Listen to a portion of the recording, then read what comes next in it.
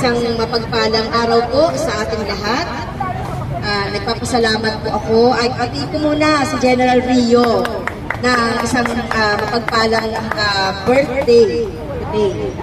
Sana po pagpalain po tayo ng mahaba-haba pa at syempre po tuloy-tuloy po ang laban. Kasama niyo po ang makabayan.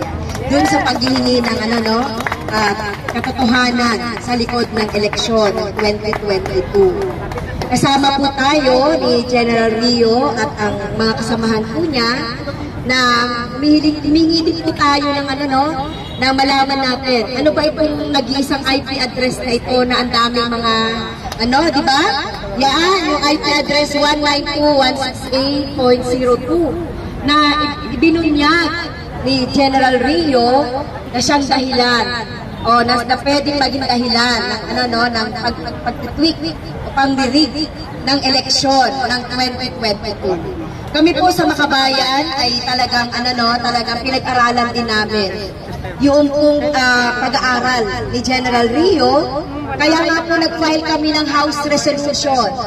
Ayan, alam niyo nag-file po kami ng House Resolution para imbestigahan po itong IP address na ito na ginamit, Okay, so I hopefully ay madinig po ito sa Kongreso, sa House of Representatives, sa Committee ng Committee on Suffrage, at iba pang mga committee.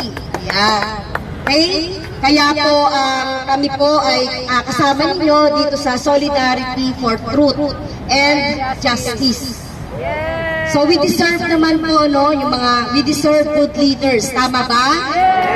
Deserve natin ang mga leader na talagang maglilingkod sa ating bayan. At nakikita natin yan. Mas po yan, hindi mga kurakot.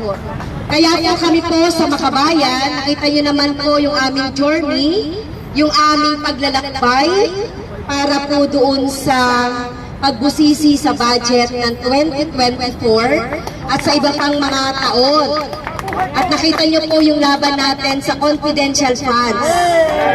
Matagal ng panahon na nagkakaroon ng confidential funds at matagal na palang panahon na itong pondo na ito na pork barrel type ay talagang napagsasamantalahan tayo, di ba? At ginagamit ito personal, nagagamit ito doon sa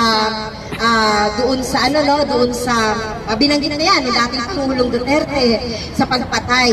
Okay? So, hindi natin papayagan itong mga confidential funds, intelligence fund na manatili sa ating budget. Dapat ito ay ilagay sa mga pangangailangan ng ating mga mamamayan, di ba? Sa mga pangangailangan ng ating mga ospital, ng ating mga schools, ng mga guro, ng mga health workers, ng mga urban poor, sa kanilang mga housing, di ba?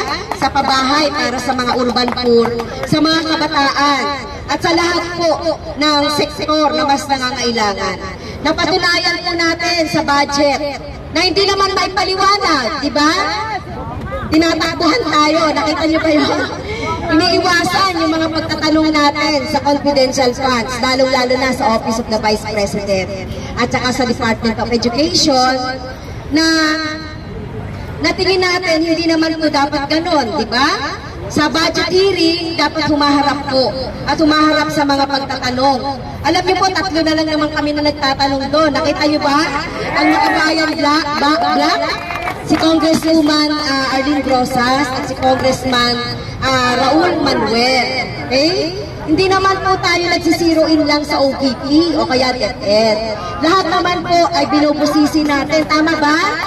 So wala po tayong ginawa doon na personal. Trabaho lang po yung ginawa natin. Diba?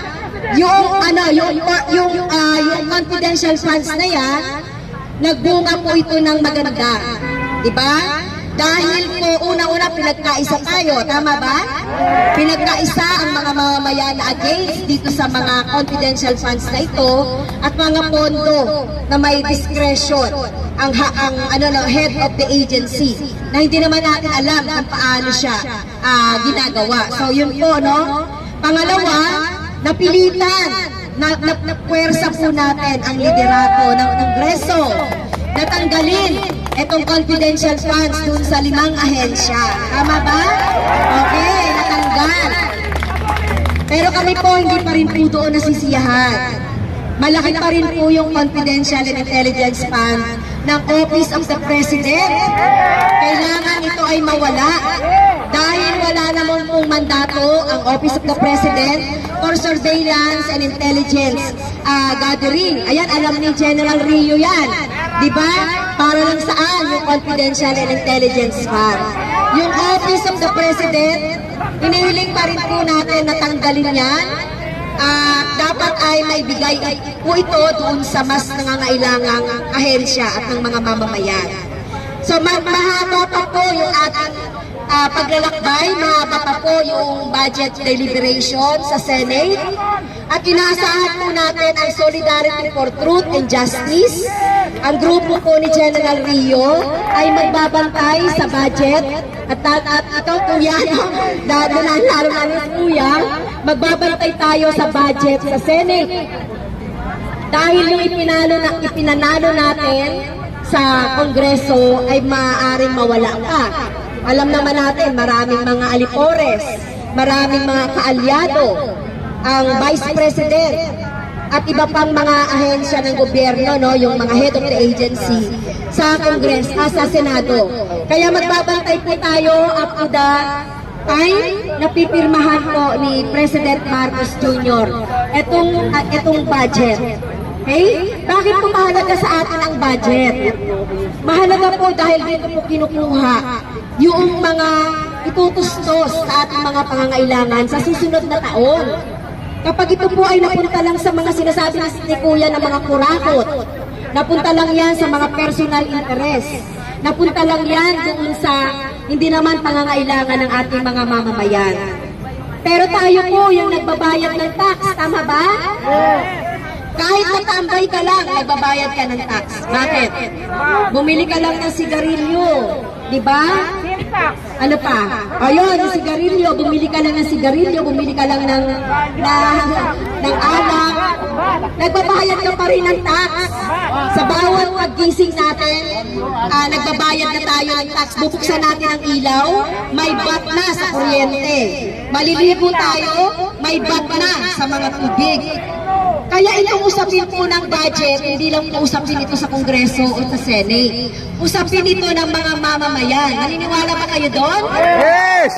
Kaya natutuwa po ako doon sa participation ninyo, sa aktibo ninyong aktibo ninyong pagsubaybay sa mga hearings sa House of Representatives. Kaya nga po lumakas ang loob ng makabayan.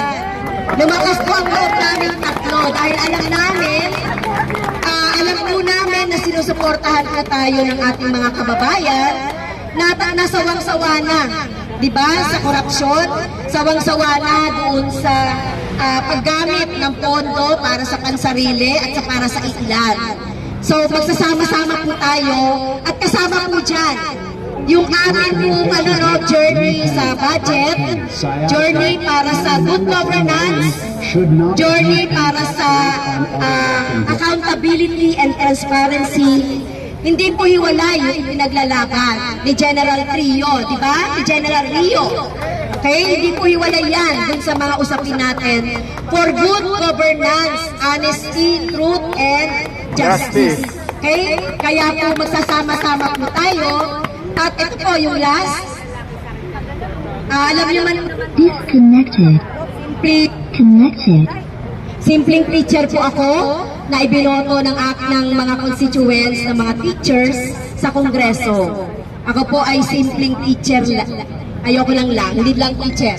Simpleng teacher na binigyan ng tiwala ng aking mga co-teachers, mga co-workers sa education sector na maglingkod bilang legislator sa Kongreso. At nakita niyo po yung ginawa natin, ginagampanan natin sa Kongreso. Okay? Ginagampanan ko lang po ang trabaho ko bilang mandate sa akin ng konstitusyon. Okay? Ano ba yung trabaho namin? Gumawa ng batas, busisiin ang budget, isa sa major na function. mag-imbestiga ng mga kung ano-ano man po na mga anomalya o ano man pong itutulog sa amin in aid of legislation. At yun po yung ginagawa namin. At ginagawa po namin yun religiously ng mga kasamahan namin, kasamahan ko po sa Makabayan lang. Nakita niyo naman po sa mga issue, sa mga usapin sa Kongreso, nangunguna kaming tumatayo sa plenaryo. Napapansin niyo po ba yun? Dahil iyan po yung sinuntaan namin na tungkulin sa ating mga mamamayan. At sa aming pagbusisi sa budget, marami po tayong mga nagalit. Maraming mga nagalit. Di po ba? Alam na ninyo yun, sino yung mga nagalit. At nagbunga pa ito ng pagbabanta sa aking buhay. Okay? Yung pagbabanta po sa aking buhay, hindi lang po sa akin yun, sa aking mga kapatid. At nangyari po ito sa araw na sa panahon na ako ay nagdadalamhati kasama ng aking mga kapatid dahil sa pagpanaw ng aming tatay. Okay? Napakasakit po na alam naman po yan ni General Rio kapag ikaw ay pinagbantaan. Ito ay krimen. Di po ba? Yes. Hindi ako onion skin. Okay? Hindi yung onion skin na sinasabi ng isa kong kasama sa Kongreso. With due respect po kay Congressman Duterte. Actually po, balang ng kalabaw na nga po ako eh. Alam niyo po ba, ang dami-dami sinasabi sa amin ng former president, pero hindi namin pinapansin. At alam namin, ikinakapahamak pa namin ng buhay, yung mga red tagging, vilification, yung mga harassment. Alam niyo po ba, nakakatanggap ako ng mga sexual harassment sa social media, pangliliit sa aking pagkatao, mga disinformation, na talagang tiniis lang po natin ito. Dahil kinikilala natin yung freedom of expression, freedom of speech. Okay, kinikilala po natin ito. Dahil di rin po tayo naniniwala na dapat i-criminalize ang libel.